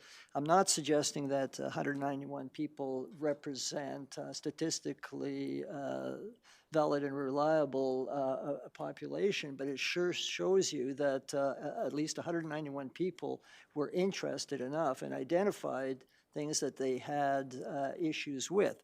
So again, to make it clear, this resolution is simply to put an end to the current functional planning and design study for the project referred to as the Winston Churchill to Sugar Bowl functional plan, and as well as to ensure that the next CIP does not deal with bike lanes. Now, to be clear, a resolution can be changed or amended after the passage of a period of time, but at this point in time, the pulse of the community, or at least the community that has been canvassed and chose to respond, at least to the tune of 75%, was absolutely negative to this and to bike lanes or dedicated bike lanes in general. Again, At the risk of repeating myself, there are a number of multi-use pathways being constructed in the city of Lethbridge, and that will move forward. So I would ask for council support. Councillor Croson. Thank you, Mayor Higgin. I have no problem supporting this one because we are looking at this bike lane and we're looking at a short time for looking at bike lanes in this. But I can't help but think back to our Economic Developers of Alberta presentation a few weeks ago, when here we are looking at economic studies. And one of the things said by the presenter was the economic benefit of multimodal transportation, cycling, pedestrians, etc. And so I see this as a short-term decision, but we have to remember that there are many reasons for multimodal transportation that we have to consider them going ahead. So I will support this, but going ahead, I want to have a bigger discussion. And it is one of the discussions, and I'm saying this for administration as well as for the community, because we do not look at these. When I look at the CIP that was brought forward on this, it did not have the need or the reason for it. If it had been about the schools, that would have been beneficial to have it there, to have a presentation from them to do it. We don't look at the economic benefit of these. We don't look at the physical benefit of these. So next time we see anything about bike lanes or any of these lanes, I would like us to see a much more fulsome conversation, because there are all sorts of reports for why these are important, but I don't think we always do the work. We did not, in my mind, do a full work on this one. So again, I will support the canceling of this one. But we cannot forget that when economic developers are talking about the benefit of bike lanes, let's not be rash and throw them out forever, because there are a reason that they are actually being discussed in economic terms. So again, support this on this case base, but not forever. Thank you. Thank you, Councillor Croson. Deputy Mayor Schmidt-Rempel. Thank you very much, and thank you very much, Councillor Croson, for your comments, because certainly I was thinking about that as well. And it also, when we do this and we pull projects like this, we do generate a certain level of uncertainty in investing in our community. So while I appreciate the motion, I appreciate putting the development of future bike lanes off at this time, I don't see a reason to prevent a councillor from bringing this forward for 2027 to 2036 CIP deliberations should the community's sentiment change. And certainly while I appreciate that Councillor Dodek states this could change, I won't be voting this because I simply want to leave that option open rather than close the door to the opportunity entirely at this time. Thank you. Councillor Bieber. You know, I'm really torn about this one because I don't support blanket bike lanes. We've seen what happens downtown, but I actually like the concept of this one. I really like the purpose behind it. I really just think it's going to be a benefit to the community. And I get the rationale of Councillor Dodek, what he's saying, but I don't know, man. I'm looking to the future of this, and I really think this is a great one for our community. So I can't support this motion. I'm sorry. I will support this motion. I appreciate the feedback that we've got is, as some may say, limited, but those that did give their feedback, and we've heard loud and clear throughout the community, there's not many places you can go if you're going grocery shopping or someone is catching us in any event that we're at, that the conversation of bike lanes doesn't come up. And this is one in particular that obviously does have, there's some dollars that can also be saved, and just a project that I don't think needs to be done at this time. So I will be supporting it. Back to Councillor Dodek to close. Yeah, I just remind everyone that we're talking in large measure to a functional plan, which is only a small portion of what the actual cost of implementing that plan is. And again, should people's opinions change, or even council's opinion change after a certain period of time, there's nothing preventing anyone from bringing this back again. I would still ask for council support. Question's been called. All in favor? And those opposed? So you have two, 6-2, and one is away. Thank you.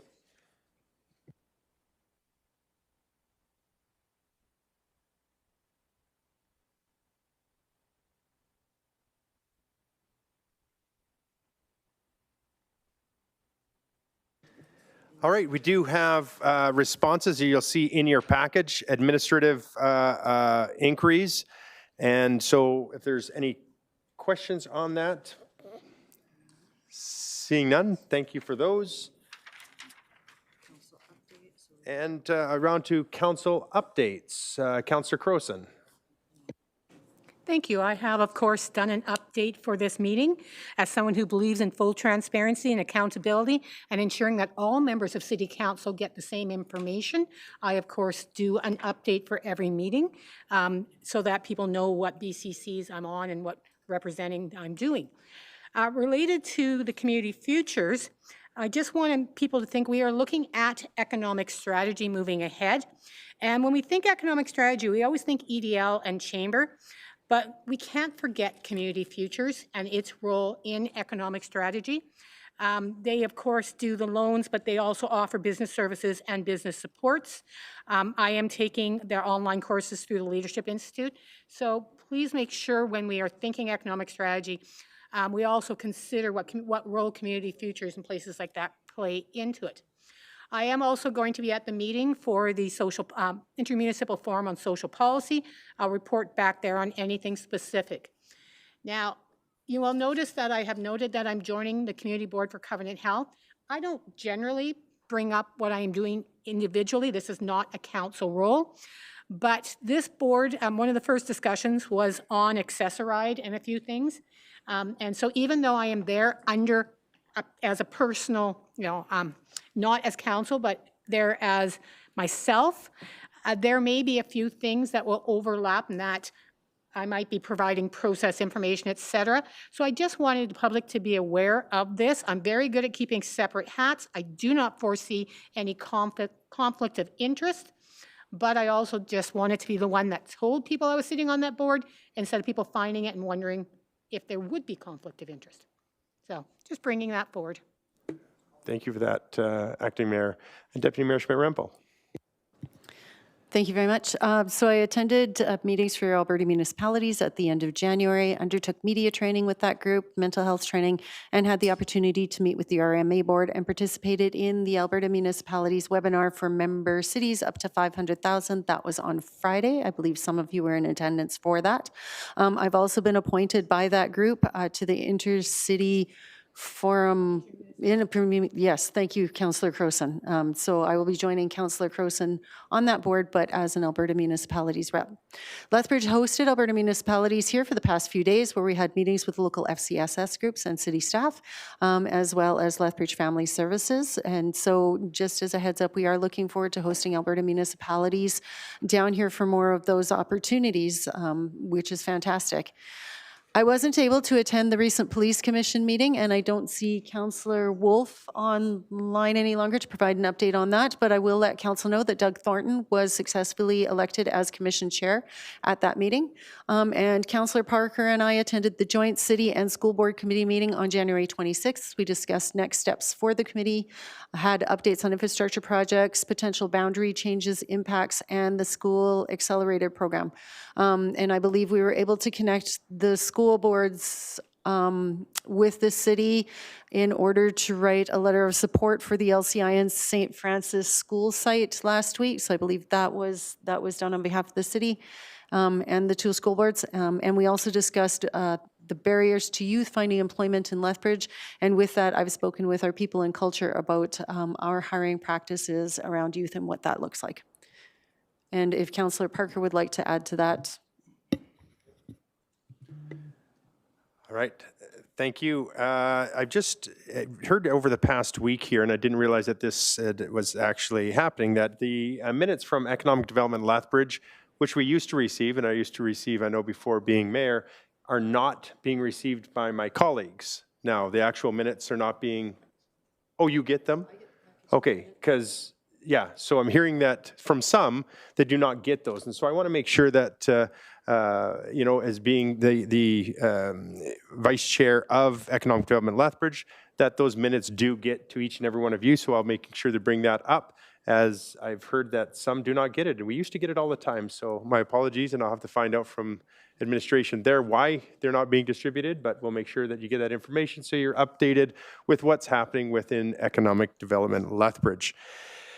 Furthermore, I want to thank Councillor Crowson for bringing that up about sitting on other committees. It's quite often that you'll find that we do have other committees that we can sit on throughout the community, and we just need to remember how to wear those hats at different times. And I know I'm looking at many committees that my friend to the left here is currently sitting on, provincial committees, et cetera, and it's something that I guess zero. Well, the Cancer Foundation and the Cardiac Sciences Foundation was another one, is a local one that you and I both sit on. So, it's important to be on these committees, and I think it's great that we do them, but we will make sure that our hats are, we are there as members of the community and not as our roles as elected, unless they're a council committee. So with that, we'll move on to,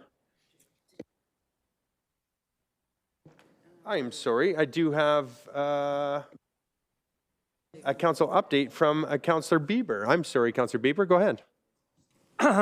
My report and the one from Chinook Arts are both in the package, so they're there for you guys to read. If you have any questions, I'll take them here. Ooh, it's lighting up. I'm just kidding. No questions right now. I'm sure if they do have questions, they'll reach out to you, Councillor Bieber. Thank you.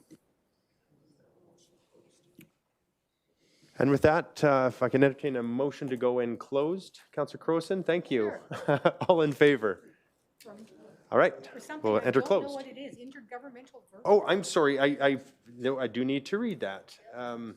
So at 3:23, my apologies, be resolved that we do now enter a closed meeting at 3:23 to discuss confidential matters with respect to items 14.2 as per sections 26, harmful intergovernmental relations of the Access to Information Act. So with that, enter closed session. Question, all in favor?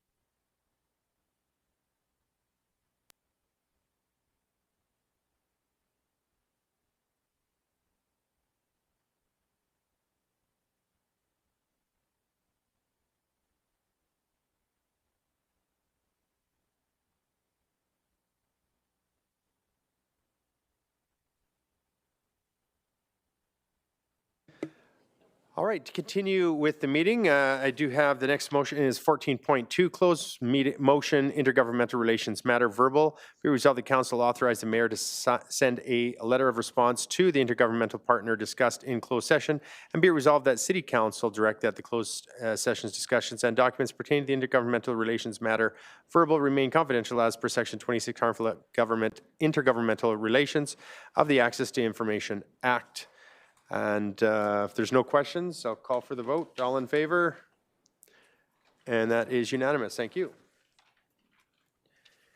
And just to move on to section 15, which is for notice of motions, I do have one that's coming up from Acting Mayor Crowson, advocacy on behalf of Lethbridge residents related to AISH and the Alberta Disabilities Assistance Program. So that will be coming forward to be voted on February the 24th. So just as a notice of motion. And with that, we are adjourned. Thank you.